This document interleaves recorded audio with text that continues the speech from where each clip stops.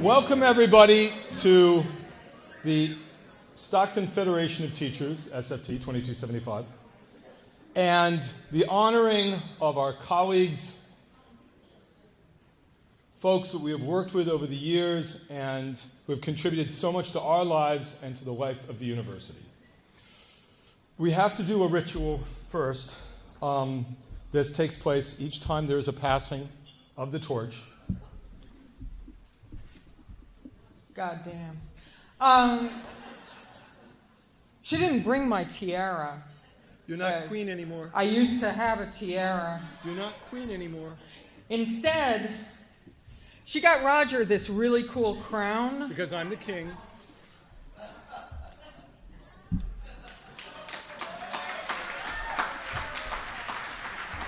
Oh no, it gets better. And this little scepter. So we have passed the torch, and Roger will take over from here. Oh, I get my own. This is. Beverly. Thank you.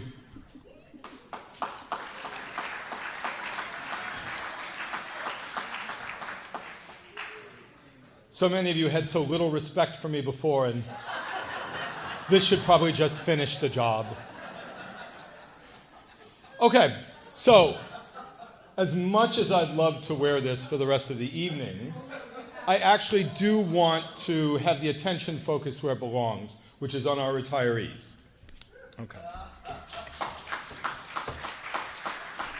Now, we have 4 people who are retiring this year that were not able to be with us tonight, but I would like to give them each a round of applause. Okay, first is G.T. Leonard.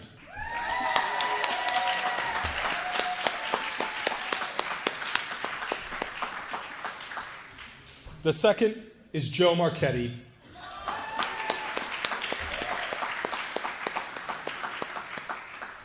The third is Stephen Phillips.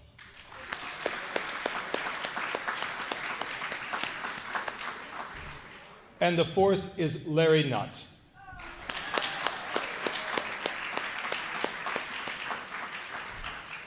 Unfortunately, they couldn't be with us this evening, but we do send our thanks and our congratulations to them. I'd also, before the festivities get too far, I'd like to address your thanks and appreciation to our new head of events, but this doesn't mean we're getting rid of Sue, okay? But Heather Swenson-Brilla, if you please come up.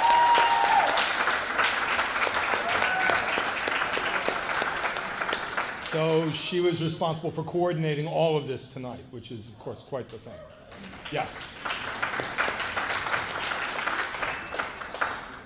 So now, the first speaker tonight will be speaking for Clea O'Shea. May I please have Dennis Botia.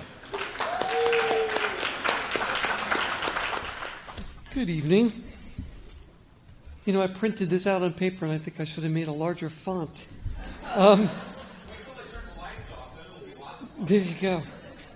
Well, first of all, I want to say it's a real pleasure for me to speak this evening on behalf and for Clea O'Shea. I've known Clea since the first day I started working at Stockton over 16 years ago.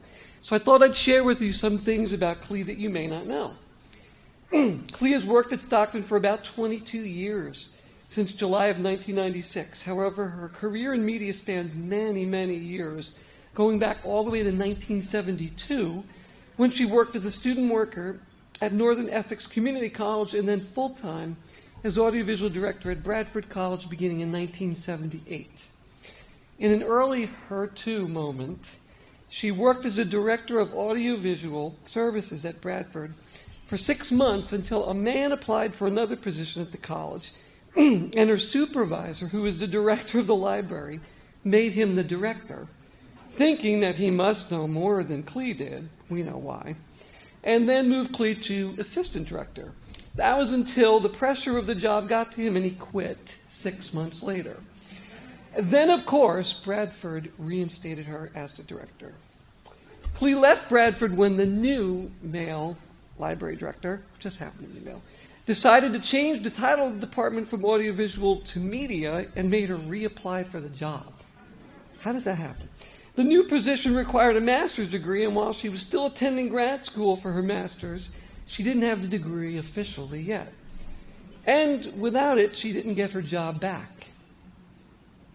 What the heck, huh? I bet there wasn't a union at Bradford College.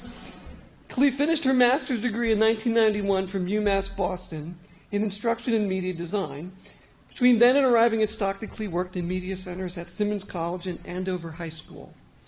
In a short but sweet moment of recognition, at her interview for her Stockton position, Clee told me that her supervisor-to-be, Phyllis Alstead, told her that she should have her job since she knew more than she did about directing media centers. However, Clee went through quite a trying time in the media center after Phyllis retired. I witnessed much of that firsthand as a new employee. If you've heard stories about those times, they're probably true. It was the SFT that helped her transfer out of media services to RU, where she now sits in the office once held by her old supervisor. Once in RU, she helped the comm program have its own little media department, serving as communications lab coordinator. If you wonder why Clee loves wearing tropical shirts and loves music, it's because she was raised practically in a nightclub that had a tropical motif. Her father built it in Maryland, the Oasis. Clee moved back to New Jersey in 1995 after her dad passed away. And those of us who know Clee know how dedicated she was to taking care of her mom, Dottie, who passed away in 2013. And you may know about Clancy, her cockatoo, who has been with her for 28 years. Clee's a feisty, friendly soul. She welcomed students to the RU lab and created a fun and creative atmosphere for them to work in. Clee has always been a full member of the SFT, and along with Paul Lyons, they encouraged me to become a full member as well. And it was Clee who encouraged me to run as vice president for professional staff many years ago. Clee will be very missed at Stockton, but I think we all agree that her retirement is well-deserved and wish her only the best, the brightest and the most relaxing and rewarding retirement. So to Clee O'Shea, a traditional Irish retirement blessing. May there always be work for your hands to do. May your purse always hold a coin or two. May the sun always shine on your window pane. May a rainbow be certain to follow each rain. May the hand of a friend always be near you, and may God fill your heart with gladness to cheer you. To Clee. On behalf of SFT 2275, thank you.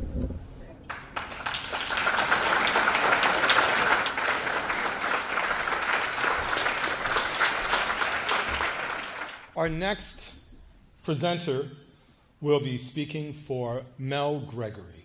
Could I please have Ryan Terrell come forward?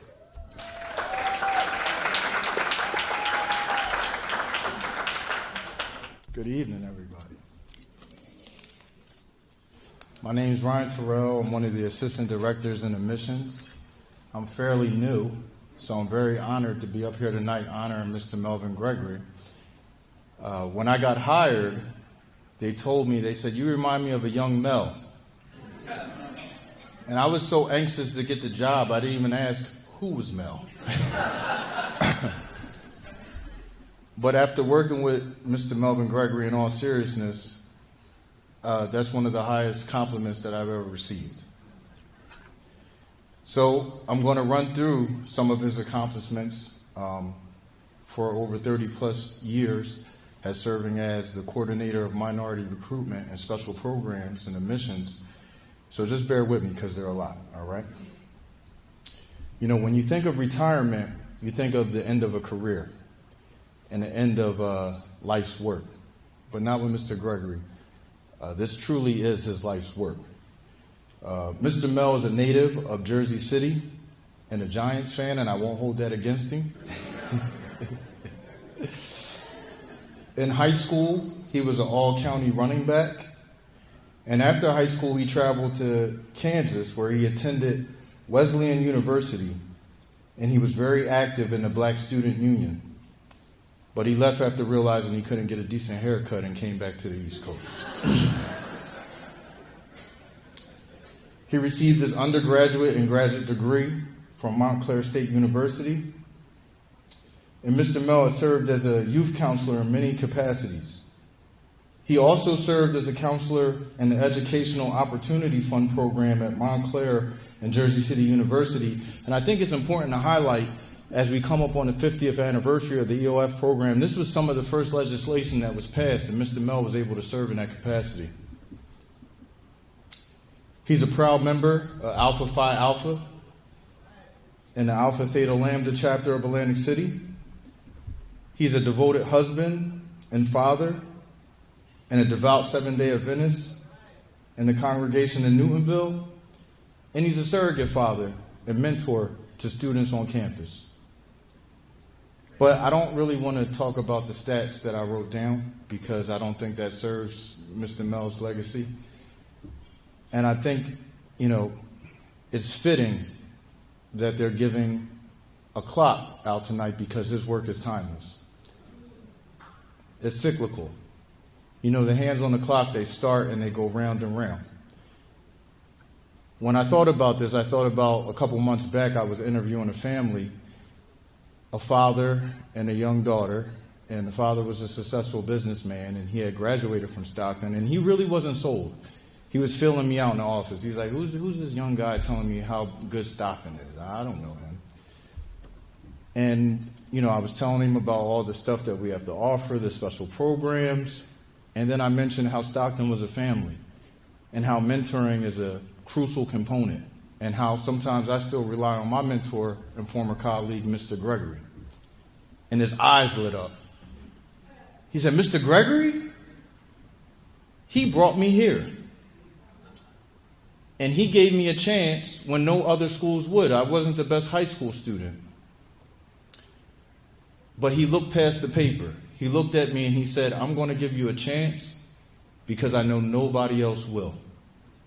And he said he never forgot that opportunity. And he wouldn't be where he was if it wasn't for that.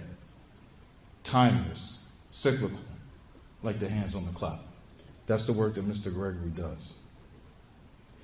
I could go on and on about stories like this and how committed Mr. Mel is to social justice. He's a true agent of change. His cool demeanor and his even cooler voice and his words of wisdom and his jokes throughout the day come through when you need it the most. When you get a chance tonight, ask him about the pig that he hit on Cologne Street.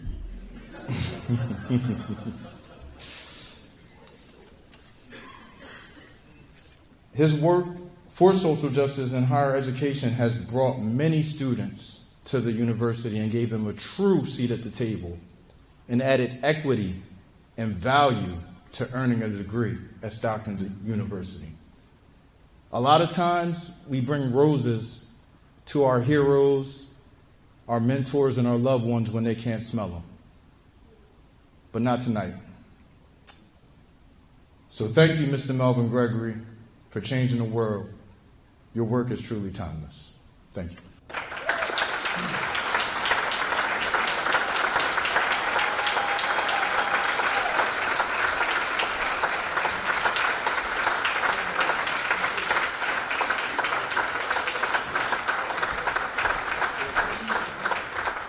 Thank you very much. You can see that Mr. Terrell, Ryan is a great energetic addition to the admission staff. What do you say? Dynamic. So I don't feel that bad about leaving. Along with Heather Medina, who's here at the table. Heather. And also, some of you may know Destiny Bush, I think it was, when she was at Stockton. Now it's Tally. They're holding down, they're the anchors of the minority recruitment and special programs at Stockton, along with some new people that I hope that you welcome with open arms. Not only Destiny, Allison, and that's Allison with a Y, Dagon, and also James Rodia. Allison will be handling the out-of-state recruitment now, and James will be handling the transfer programs, because as you know, it was stated that Steve Phillips is retiring. So the future indeed looks good for Stockton admissions, and I believe that the future is always greater than the past. But I want to say thank you to my colleagues here tonight for your support and your help as I worked at Stockton for these last 34 years. It's been my pleasure and privilege to have worked with you. You've helped me to come into my own being and to become who I am. Not many people are able to pursue a dream and achieve it, and be able to say that they really enjoy their work. Working with you made that type of difference for me in my life, and I thank you very much. And I want to thank you also for helping the students that we brought to the doors of Stockton, that helped them make their dreams come true, and to instill in them a dream, because some had no dreams. Doctors, lawyers, Indian chiefs, to be able to say that they made their dreams come true because of you is a compliment to your commitment and hard work.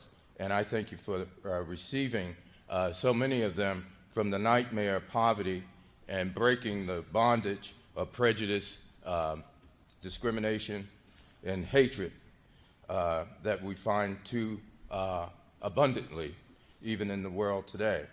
And thank you for your work and enlightening and educating and helping them become productive and caring citizens.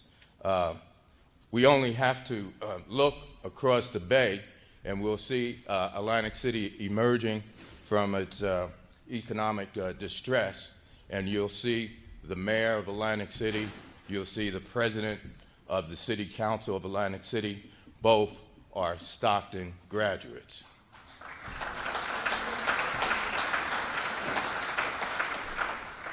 And I might add that they're proud Educational Opportunity Fund students as well. Talking about dreams come true tonight. And I'm honored to have the support of my family members that are here that have helped me visualize and make this dream a reality. My daughter, Shani, is here. I think, Shani, if they have an award for traveling the furthest, you might get it tonight as she flew in from Atlanta this morning. Her and Tim. Please stand, Shani. Shani used to sit on the, and go to sleep when we had the admissions office down in D-Wing. Now she's, I'm proud of, as you can tell, CEO of her own company, so she can make her own time to come see and be with her daddy. That's nice. And sitting next to her is Charlize, my other daughter, Charlize Stan. She knows more people in Stockton than I do, I believe. And some of you remember, we used to call her Cha-Cha. Remember when she used to run around? That's Cha-Cha. And sitting to her left is her son, my grandson, Charles. And he just flew in from California a couple of days ago, and he's a graduate of Free to Be. we have Stockton roots. And, one of the dreams that I had was to find a beautiful wife. And my dream girl is sitting right over there, Faye. That's my dream girl. So I thank you very much. Keep on doing what you do. On behalf of SFT 2275, thank you.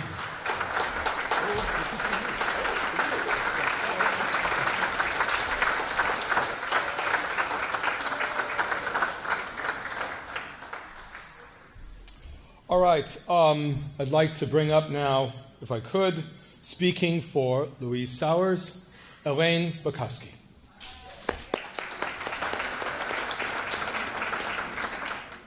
Actually, while Elaine is on the way up here, I do have to say something. Louise is at fault for something, which is Louise was the person that encouraged Sue Burrows to apply for the job. So we all know who we can point to in terms of the crazy train that is Sue.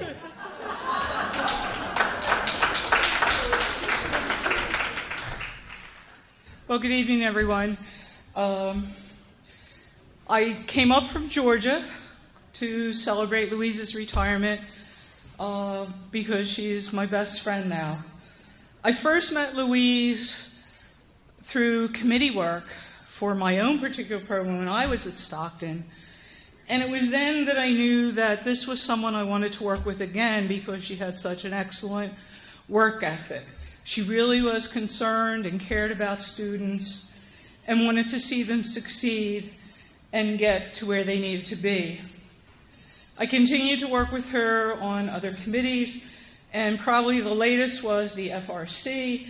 And it was in those days when we still had the old paper files, and you had to go over to K-Wing, and you were kind of secreted into this little room to read. And I used to meet her there all the time.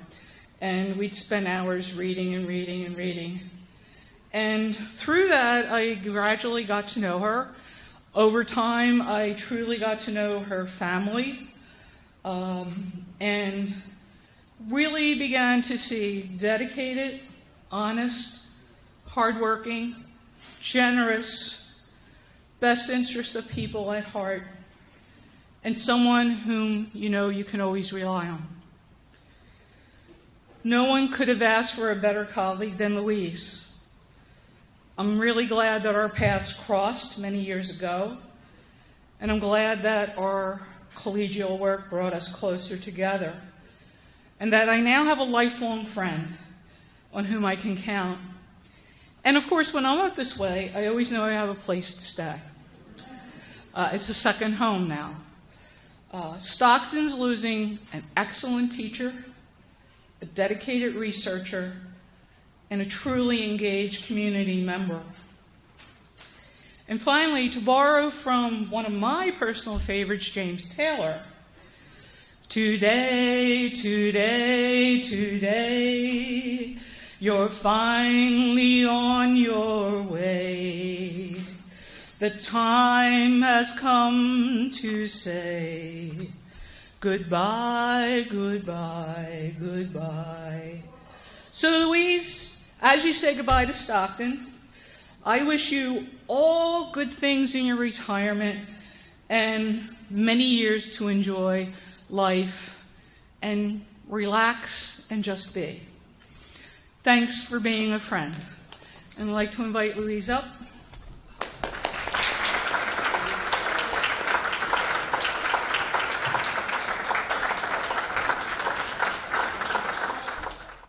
There's lots of stories I could tell, but I think the one that was the most important to me was September of 1984. I was hired in the spring.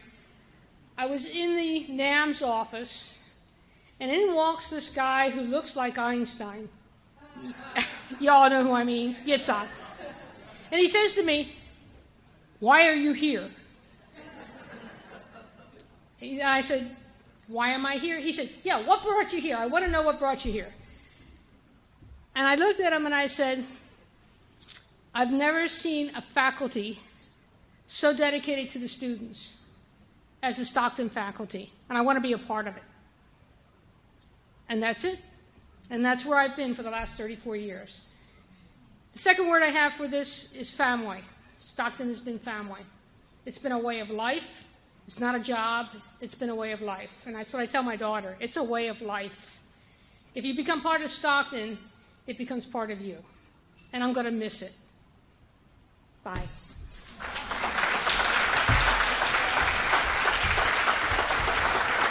Louise, on behalf of SFT 2275, thank you.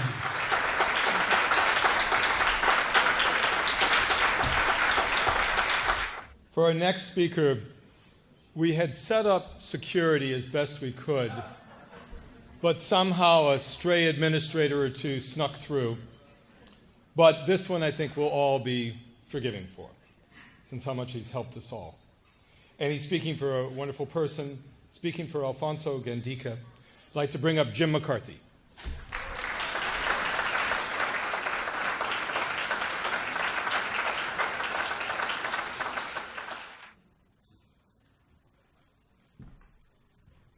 Good evening, everyone.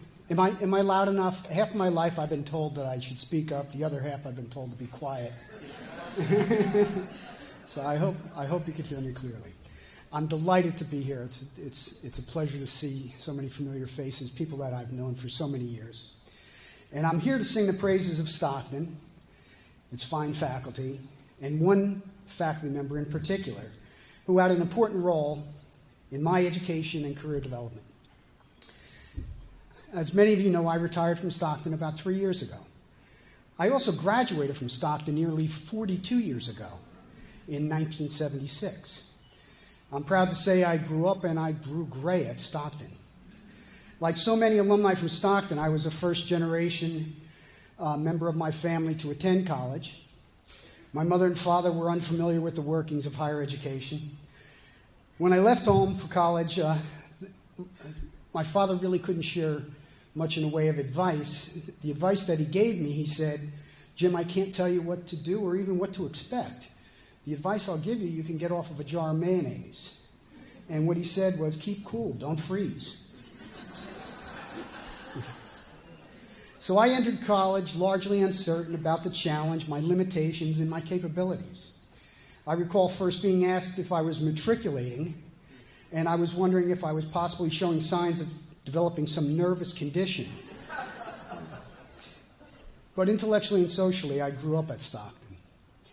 I have a deep and profound love for Stockton and enormous respect for its faculty. Here's a brief story of Stockton and explains why. It's a story that highlights the real and meaningful student engagement and how a certain faculty member helped me to keep cool and not freeze. In the early 70s, while at Stockton, I encountered a force of nature. Not a polar vortex, not thunder, snow, or even an El Nino. No, it was an Alfonso. Alfonso Gandica. If you know Alfonso, you know what I mean. At the time I met Alfonso, he was a mover and a shaker at Stockton's Information Science program. He was also a mover and shaker at the New Jersey Educational Computer Network, NJCN, which was a consortium of higher education institutions sharing mainframe computer services. It was sort of cloud computing before its day. Alfonso taught a course that introduced students to information systems and computer programming. Alfonso taught me how to program a computer. That's a foundational skill. It has a shelf life that continues. It lasts my entire career. Not only was it an employable skill, it was a really important skill. It was a structured way of analyzing things. It was a structured way of solving problems. This was the era of time-shared computing, and it should have been called time-scarce computing because the chances of getting any seat time at a terminal was really slim. I had a programming project exam coming up in Alfonso's class, and I was worried that The abstractions and constructs of programming were unfamiliar to me and many others in the class. And we were having difficulty getting terminal time. Mayonnaise was warming up all over the place. Alfonso, he stormed into the data center, called a special meeting of our class on a Saturday, stormed into the data center and the terminal room, and there, with the aid of Alfonso, a dedicated and engaging teacher, I hunkered down in front of a terminal and I learned, and I became forever fascinated with computer programming. Not long after that, I met with my preceptor, Libby Marsh, and I told her I really like computing. I'd like to take another computer course. She said, "That's great. I just received a federal grant, and I need someone to make lots of maps, computer-generated maps. You can do an independent study." What? Me? I have one computer introductory course under my belt? Libby, I don't know about this, I said, and she said, "Well, here's a book, read it. You'll figure it out." I immediately mapped a direct path to Alfonso's office and explained to him my dilemmas and doubts. He's a straight shooter. If you know Alfonso, that's him. He's a straight shooter. He's the mover and shaker, and I expected that he would tell me, "Yeah, you're over your head here, Jim. Cool mayonnaise isn't going to be enough." He listened to what I said, and then he said, "That's great. I know someone who's working on his PhD who can explain computer cartography to you. I'm going to NJECN for a meeting next week. I'll set up a meeting with him. You can drive up with me." Now that's meaningful engagement. That's Stockton. So following week, I met with a fellow named Stephen Just. He explained to me the mysteries of 1970s computer cartography and mapping, and from there I figured it out. And I ultimately mapped out a satisfying and fruitful career, which ended here a few years ago as I retired from a fine institution that's very student-centered. So, Alfonso, thank you. Thank you for giving me the skills I needed for a successful career. Thank you for engaging me and encouraging me. Thank you for giving me confidence when I needed it. Thank you for taking a special interest, opening up computer labs and doors to me, doors of advice, doors of success. Thank you for making sure I kept cool and I didn't freeze. Thank you, my friend. Alfonso, please come up.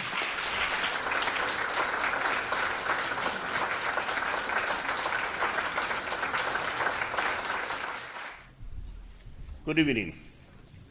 Jim, thanks a lot for your kind words. He's one of my 3 best students ever at this college. The other 2 being Harvey Kesselman and his wife, although I never told Harvey what the rank is because he's very competitive. When I first came to Stockton in 1972, I walked into the computer room and we had an IBM 1130 with 8K of memory and a 40 megabyte hard platter.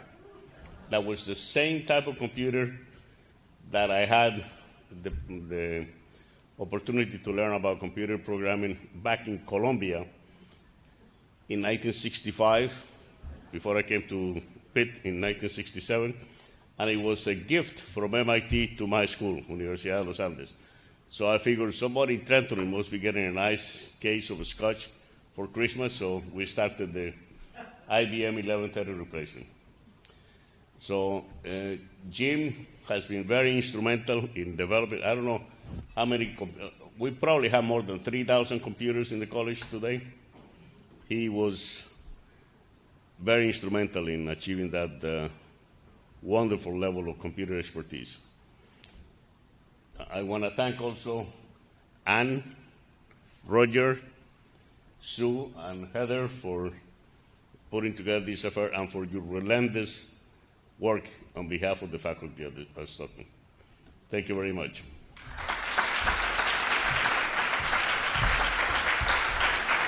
Alfonso, on behalf of SFT 2275. Thank you. Thank you.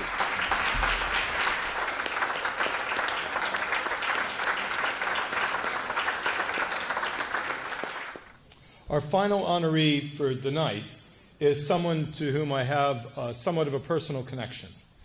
I will let her speaker go on at greater length, but I do have to say, since I may not get this opportunity otherwise, that she gave a gift to me that I thought I would never have. I had been an actor as a young man. That's actually what I proposed doing for a living. And then left the stage and didn't go back. Thought I would never go back. So I did my last performance when I was 27. And then Pam took me aside and said, in her sort of inimitable Midwestern way, I was just wondering if maybe we could talk. And next thing you know, I've done since then several performances. And I'll be able to be performing in New York at the end of this month. And this is due to Pam.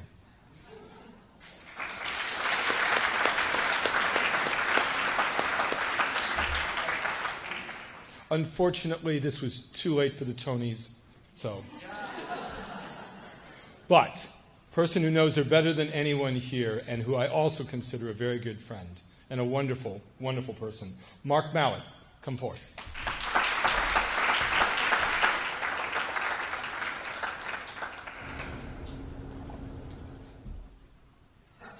So silent. When Heather emailed me a few weeks ago asking if I would say some remarks at Pam's retirement, I of course agreed to the opportunity. I was glad to have the chance. And in the time since, I have been trying, drafting, redrafting notes on which to make my comments. And they inevitably struck me as either eulogistic or some kind of memorial testimony. And so the latest draft is in scraps in one of the trash cans leading in from the parking lot. So, no notes. This is entirely extemporaneous. And it strikes me that we all know Pam. And we have considered Pam part of the community. She's been a colleague, a comrade, a friend of most of us for her time here at Stockton. It's 23 years, Pam? I have known her the 18 years I've been here. She is one of the first people I met at Stockton. She took me in hand as a mentor and a colleague. And so I'd like to share a little bit of that with you, because I think the great dichotomy, the great paradox of our field is if we're doing it really well, you don't have any idea how hard we're working. We hide the work.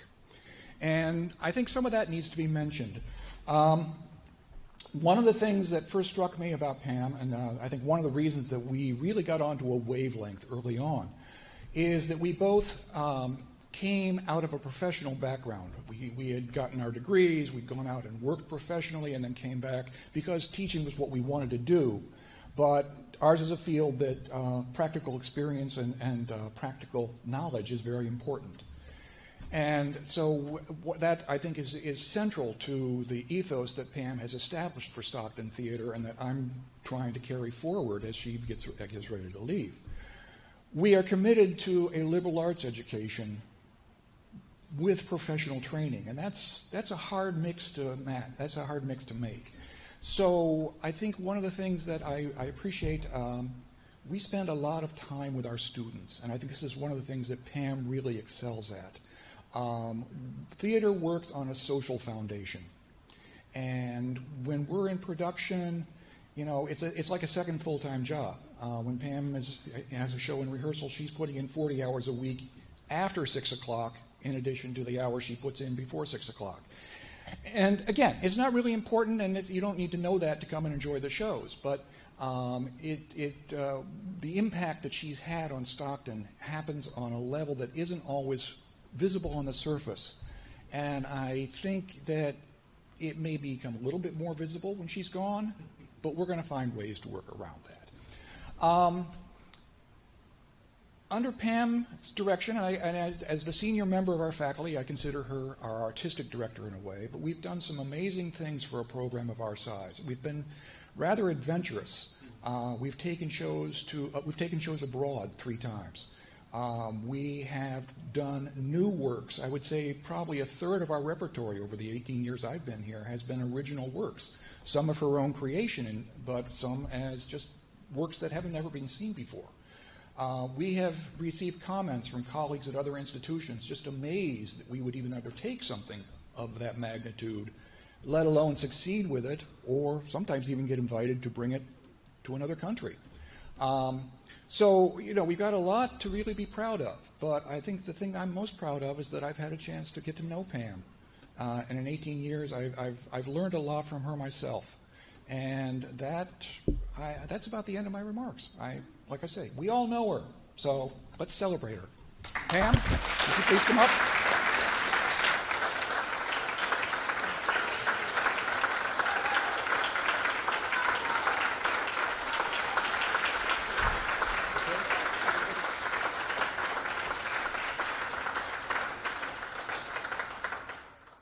When I look out at all of you, I see so many of you who have collaborated with us in theater. One of the great things about being at Stockton was the ability to bring theater across disciplines and bring all of the disciplines to the theater, which is another way of knowing. And I think that's just been so rich. It's just been my great, great good fortune to have landed at Stockton, the perfect place for me to live out my career. So thank you all.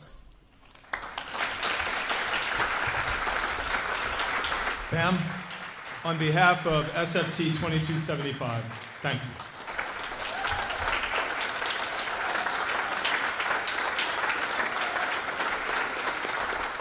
That is the main portion of our evening. We would very much like you to all continue to visit the bar, because when you do, the concerns about our volume seem to vanish. But I think it's just fine. It's just fine. So, but could we, before we invite the band back up to start playing, I'd like us all to give one more round of applause to all of our retirees.